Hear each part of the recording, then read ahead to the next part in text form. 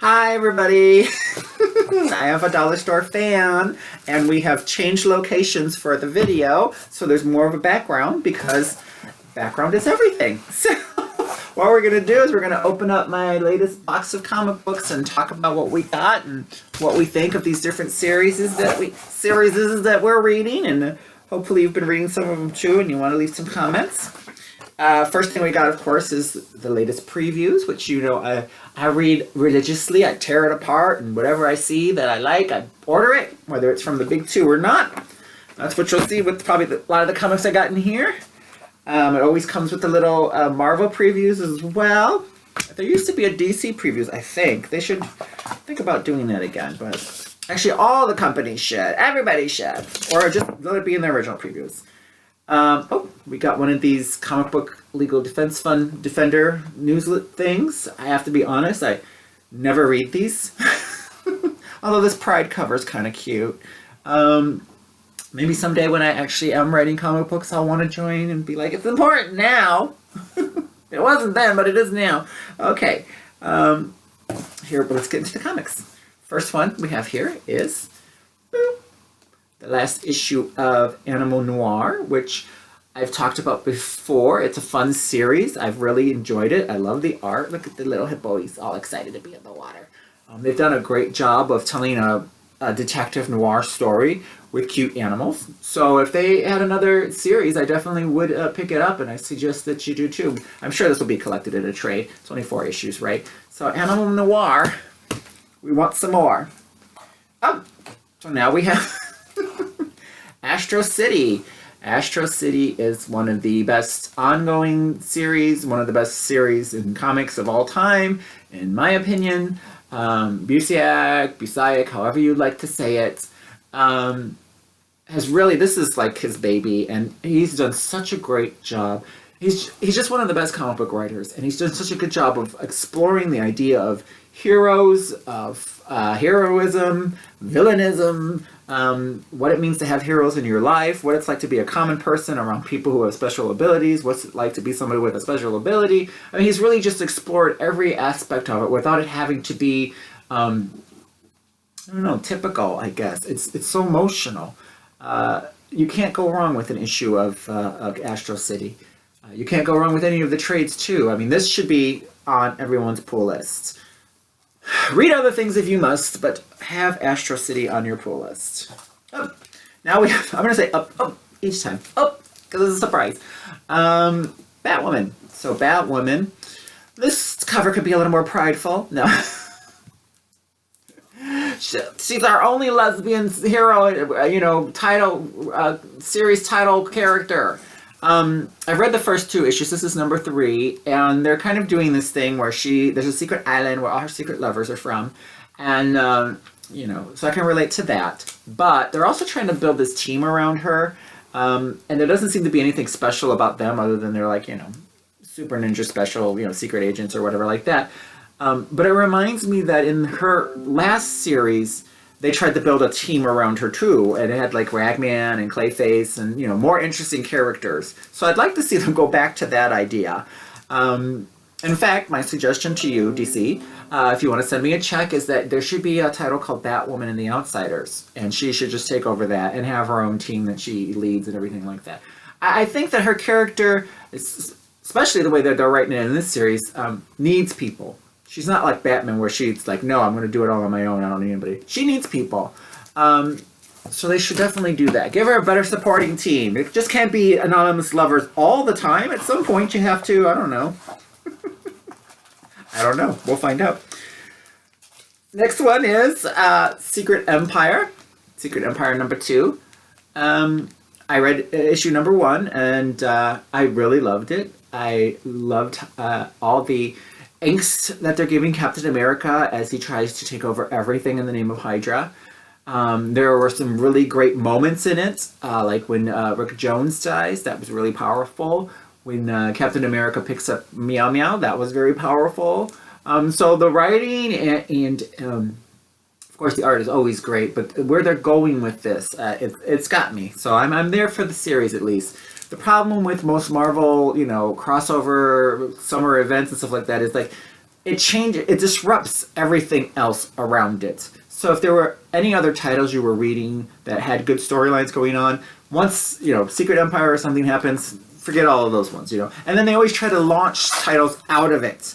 And on the one hand, it's good that they take chances. So sometimes characters that you don't think would ever have series get a chance to have a series, but then they don't ever think about story or building that character, or so it lasts for 6 to 12 issues, and then another event comes. But so far I'm liking this one.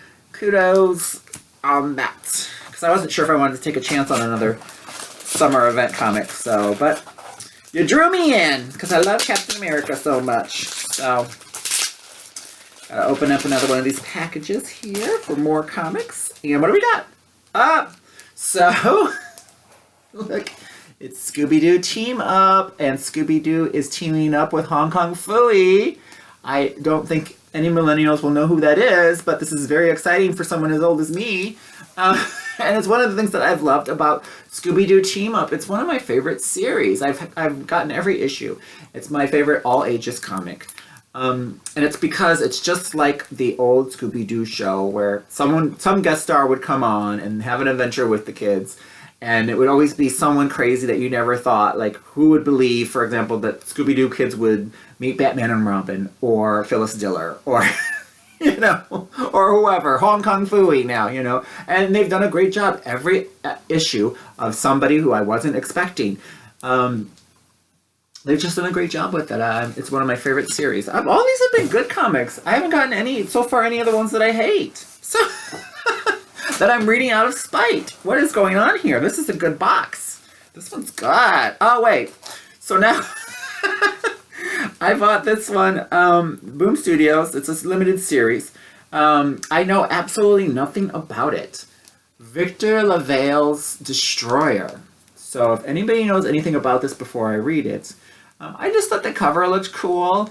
So I ordered it. That's all it takes from me. If you are an advertiser or a comic book company that wants to make sure people read previews and then order your thing, make sure the cover is interesting. I don't know. Is this going to be Jaden Smith? Is this his role he's going to play? I'm sure Daddy will buy him a movie again if this series is good. But we'll give it a try. If you've read it already, don't be afraid to leave a comment. Maybe you can, sway me one way or the other. Let's see what else. Oh, okay. So I'm giving this a chance. Cable. It's a new series of Cable. I'm just giving it a chance because it's Robinson, it's Pacheco. I like both of them, so I'm willing to give them a chance. Do I care about the character of Cable? Not really. Even when he first came out, when the X-Men have characters, first of all, when it's too much time travel stuff and they're from alternate realities and stuff, I just think that's too much on top of what is already a great concept, which is the mutant concept. You don't need children from, the future and of an alternative reality to come through. It gets too convoluted and you lose the story, I think. You lose any really good impact story. But we'll see, because I do like Robinson as a writer. He has an ability to sometimes take a character like this and give them some depth. So I'm hoping, not having read it yet, I'm hoping it's going to be a good character study. He did a great job on the Invaders when they brought that back for a while. So we shall see what we shall see. Okay, here's the last issue that I'll be buying of the Hulk series. This is the She-Hulk, Jennifer Walters anyways, and this first arc has just been boring. It's dismal. It's been 2 in the head. It's mostly about her being a lawyer and not wanting to be She-Hulk because the fallout from the last event, Civil War #2, she couldn't handle it. So she was like, well, then I'm never going to be She-Hulk again. So that's what this has been for 6 issues, her struggling with not being the character that you would buy this comic for to see. So this is the last issue of that for me. See ya on eBay. Okay, what else do we have? We have, another issue of Secret Empire, because these boxes don't come every week. It just seems like that when you're watching the videos. Here's another #1. Luke Cage. I want to see, I like Walker as a writer. He did. I loved his take on Shaft that he did. I want to see what he's going to do with Luke Cage. A lot of times, and this is where we're going to have a Kathy Griffin moment right now. No, I'm just joking. They'll have a character who is a female character written by a female artist, and they think, oh, this is the thing, right? Only female writers can write female characters. Well, there's a, African American writer writing an African American character. So, he should know what he's doing, right? Well, when he was writing Shaft, it was wonderful. Not because it was an African American writer writing an African American character, but that he actually got the voice of the character from the books and from the movies too, I guess you could say. I've read Shaft, so I did feel like he captured the voice of the character from the books. I've seen some of the movies, but I don't remember them as well. But so I'm willing to give this writer another chance. And that's the thing. I don't know about what other comic book nerds do. If you only follow characters, or certain titles or certain teams, I know people who do. But I'll follow a writer from project to project if I think they're going to give me something interesting, or an artist if I think it's going to be reliable art, and then hopefully character and story come along with that. So become one of my favorite writers or one of my favorite artists, and I will follow you forever. For example, issue 3 of The Power of the Dark Crystal. So when I first of all, I love everything Dark Crystal. Second of all, when I first heard about this title and read the first issue, they hadn't announced that Netflix show yet. But now it's been announced that Dark Crystal is coming to Netflix. I don't have high hopes for it, but I'll watch it, of course, because I love everything Dark Crystal. I guess my thing is that I'm fearful because I'm afraid they're going to mess it up. This title so far, who publishes this? Oh yeah, those people that no one told me how to pronounce their name. Archaea? They're doing a good job so far. And other companies have done good jobs with this franchise, if you will. This one is telling the story after the movies. A lot of the ones that I've read previously have been before the movies. So they didn't have to add a lot of characters, although some of them did, and I liked the characters that they added. This one, they have to go again on the assumption that the Skeksis and the Mystics are separated again. So we'll see how that plays out. I do like Simon Spurrier though as a writer, so dazzle me. That's what I say to you. Dazzle me. We got an issue of Star Wars, the comic book. This is Screaming Citadels. I don't know if that's a crossover or what, because I don't remember the last issue having anything to do with Screaming Citadels. But here you see one of the characters, I believe, was created in the comics for the Star Wars universe from Marvel. I could be wrong. Correct me if I am. Dr. Aphra, who was in the Dracula, no. in the Darth Vader series that they just stopped and now they're starting it over again. That was actually my favorite of all the Star Wars reboots that Marvel did. This title is also good, but the Darth Vader's title was so good. I can't say enough about 000. I can't say enough about Dr. Aphra. She even got her own series. I don't know if it's still going on. I'm waiting for it in trades. But she's a fun character.